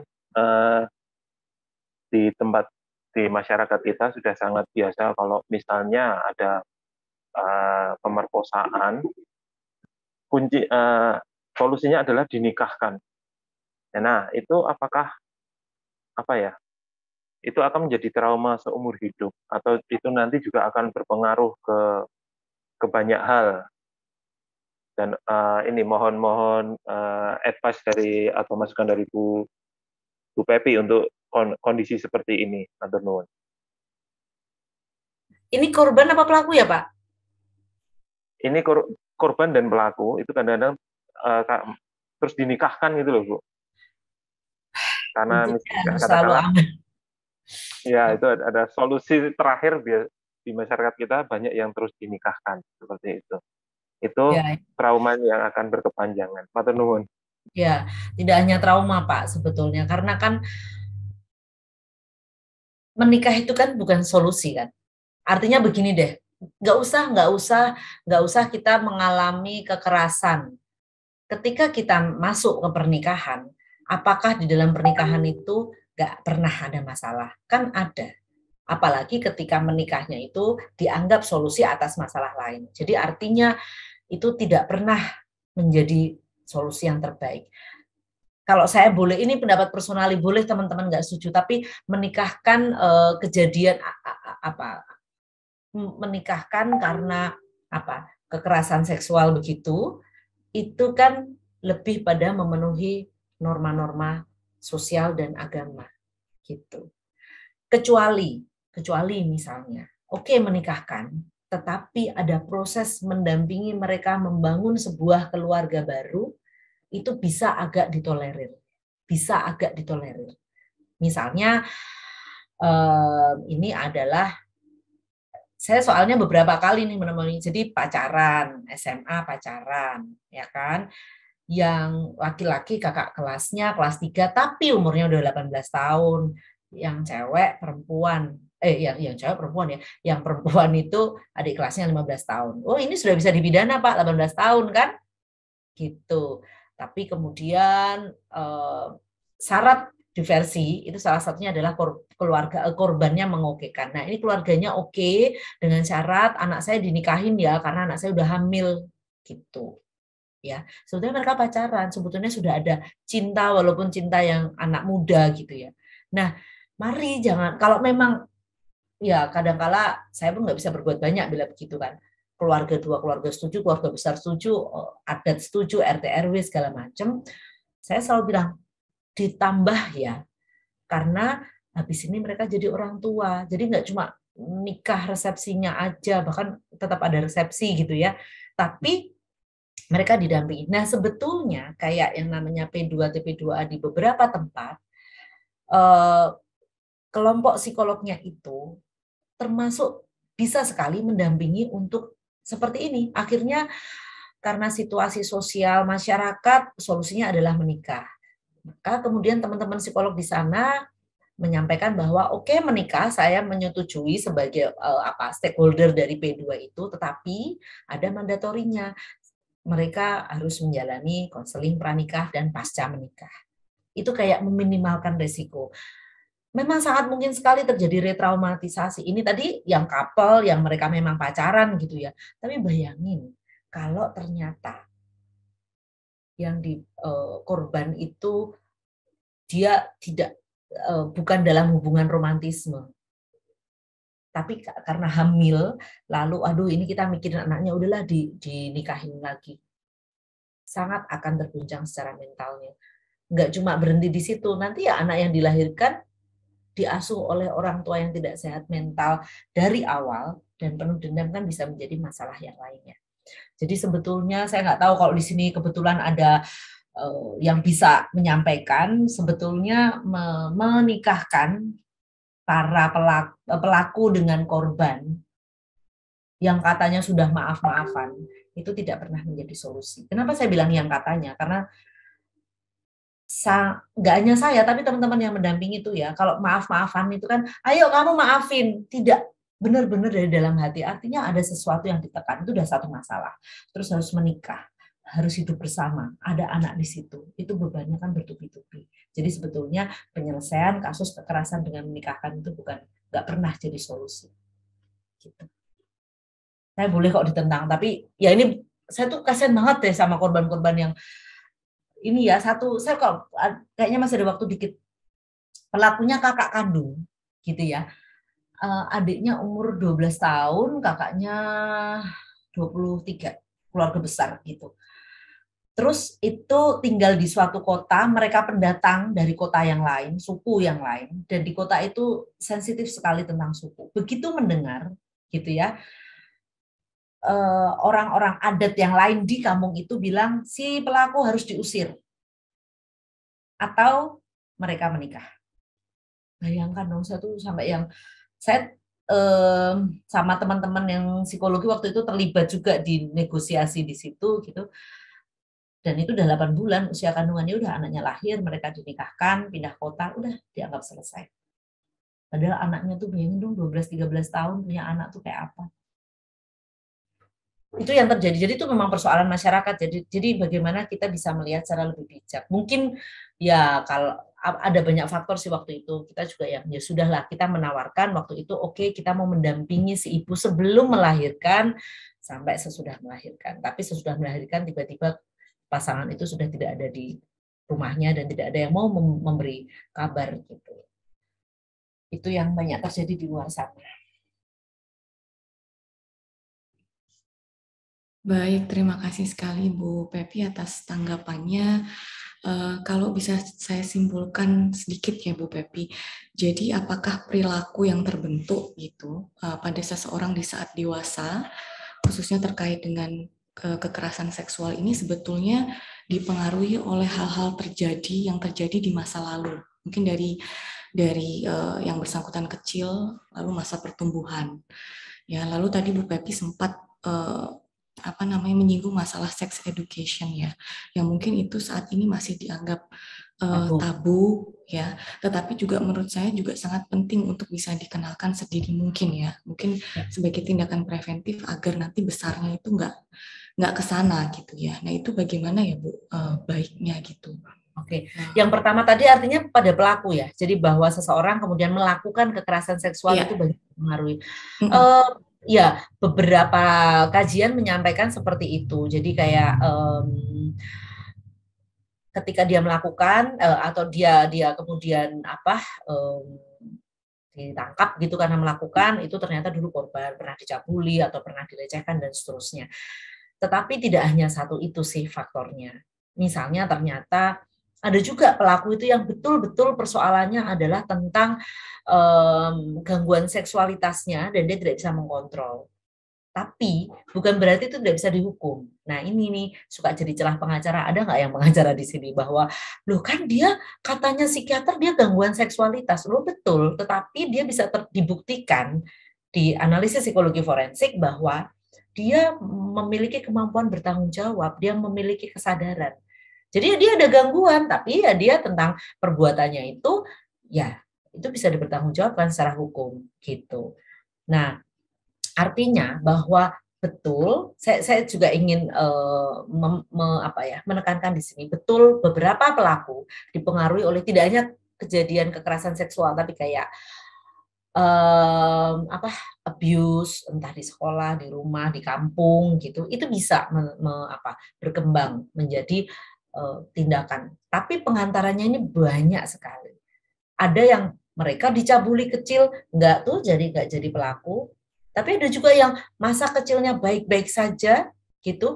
Kemudian pada masa perkembangan fase berikutnya, misalnya remaja, dia kemudian memproses apa yang dia lihat secara salah. Dia jadi pelaku juga bisa. Jadi pengalaman kekerasan apapun itu bisa menjadi faktor penguat, iya, tetapi tidak hanya itu. Proses kehidupan itu mempengaruhi. Makanya pada korban banyak loh, nah ini ya banyak, bukan banyak sih, beberapa kasus yang saya tangani itu korbannya anak-anak. Sesederhana dia cuma bilang, lah itu habis lihat, jadi ya akhirnya memang didamaikan, diselesaikan di luar hukum gitu. Sebetulnya kan penyelesaian di luar hukum itu kan ada ya ketentuannya. Tapi di masyarakat kita adalah salaman. Kamu maafin ya dia maafin ya, oke gitu. Tapi apapun si anak kecil ini pernah mengalami aktivitas yang kemudian kita kenal sebagai aktivitas seksualitas. Ini yang perlu diintervensi gitu. Nggak selesai, anakku udah baik-baik aja, mereka udah main bareng, namanya anak-anak gitu ya. Jadi apapun itu, kalau ada pengalaman yang tidak menyenangkan, tidak baik, atau bahkan traumatis, sangat disarankan untuk diproses. Karena residunya atau dampaknya atau ledakannya itu bisa macam-macam. Ada yang kemudian ke perilaku seksual, ada yang kemudian ke fisik, ada yang kemudian ke persoalan kesehatan mental yang lain. Itu yang satu ya. Nah, yang kedua, sorry, saya agak lupa, Bu, maaf, yang sex education itu yang tabu sebagai preventif ya. Betul, karena semacam menjadi peyorasi ya di Indonesia. Salah nggak ini majasnya? Jadi kayak sex education sama dengan ngajarin anak berseksualitas. Enggak. Sex education yang sebetulnya adalah mengenali bahwa kita punya seksualitas, bagaimana menjaga itu, bagaimana merawat itu. Itu esensinya. Memang ada bahwa itu vagina, nanti keluar berdarah, nanti bisa hamil. Oh iya, ada bagian itu. Tetapi sebetulnya sex education yang lebih mendasar adalah, kalau perempuan ada organ seksual, ada area sensitif, itu harus dikenalkan. Maka itu yang harus ditutupin. Maka itu nggak boleh dipegang orang. Maka siapa yang harus memegang? Sex edukasi kan esensinya di situ ya. Gitu. Jadi saya suka sedih ya, apalagi kalau tingkat pendidikan dasar memang harusnya dari sana, karena anak-anak itu kan mereka akan lebih mudah untuk ditanamkan konsepnya ya, gitu. Jadi mari kita tanamkan, bukan ngajak atau ngajarin mereka berperilaku seksual, enggak kok gitu. Karena sebetulnya kalau coba deh teman-teman ada UNFPA, WHO tuh mereka punya protokol, nggak ada tuh ngajarin berhubungan seksual, nggak ada. Yang ada namanya payudara, ini namanya penis. Mungkin itu agak kita, kok diajarin kayak gitu ya dari TK. Memang mereka punya loh di tubuhnya mereka gitu. Itu yang justru mereka perlu diajarkan dan dibentengi sejak awal gitu. Baik, terima kasih sekali Ibu Pepi atas materi yang telah disampaikan, juga sharingnya ya, banyak pengalaman yang sudah kita dengarkan tadi bersama, juga melalui sesi tanya jawab. Ya, banyak sekali pertanyaan dari Bapak Ibu yang masuk. Terima kasih atas partisipasinya, dan semoga apa yang kita diskusikan hari ini bisa membekali kita semua untuk membangun dan menciptakan FEB UGM sebagai kampus yang aman, nyaman, dan melindungi gitu ya semua sivitas akademik dalam menanggapi maupun memproses kasus kekerasan seksual ke depannya. Ya, berhubung di sini sudah pukul 10.55, sudah perlu kita akhiri ya Bu untuk sesi diskusi pada siang hari ini, sehingga waktu saya kembalikan kepada Mbak Jessica sebagai MC. Terima kasih banyak.